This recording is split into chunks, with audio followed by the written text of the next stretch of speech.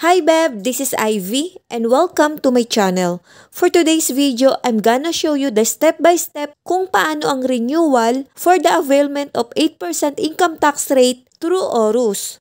If you are interested na malaman kung paano ito gawin, please keep watching until the end of this video. Kung bago ka pa lang sa channel ko, I invite you to please do like, share, comment, and subscribe to my channel.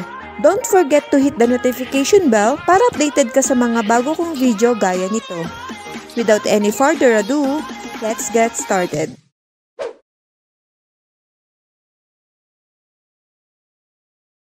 Sa lahat ng mga taxpayer na naka 8% tax income rate last 2024, ay kailangan nyo pong mag-renew sa taong 2025 kung gusto nyo pa rin pong ma-avail ang 8% income tax rate. Dahil ang lahat po ay automatic na babalik sa graduated itemize ang tax type natin kung hindi ka magpapa-update.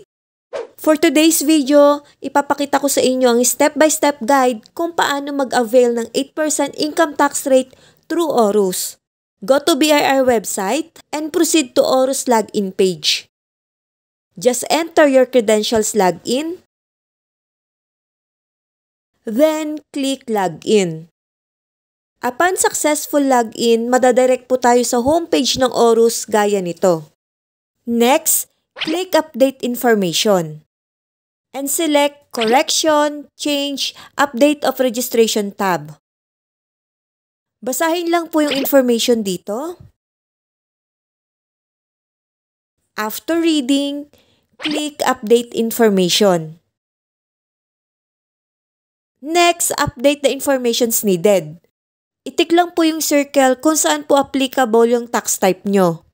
Piliin lang kung ito ay head office or branch. So I choose head office.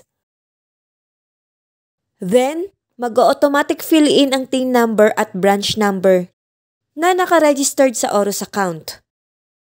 Then, click validate. After verification, magre-reflect dito ang other informations gaya ng status, registered name, RDO office, and registered address. Next, dito sa informations to update, pindutin lang itong drop-down menu para makita yung mga choices to update. At i-click lang po itong avail of 8% income tax rate option. Then, click OK.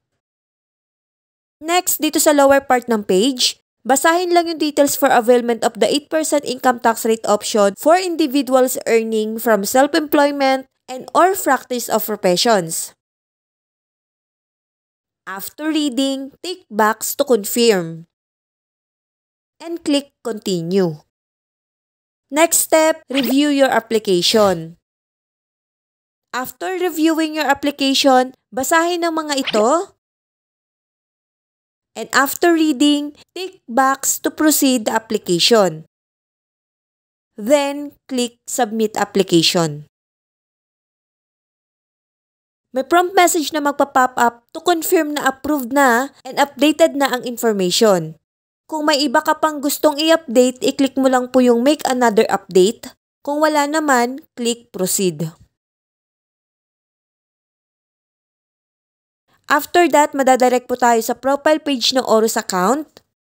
Dito makikita sa transaction history yung latest na ginawa sa ORUS.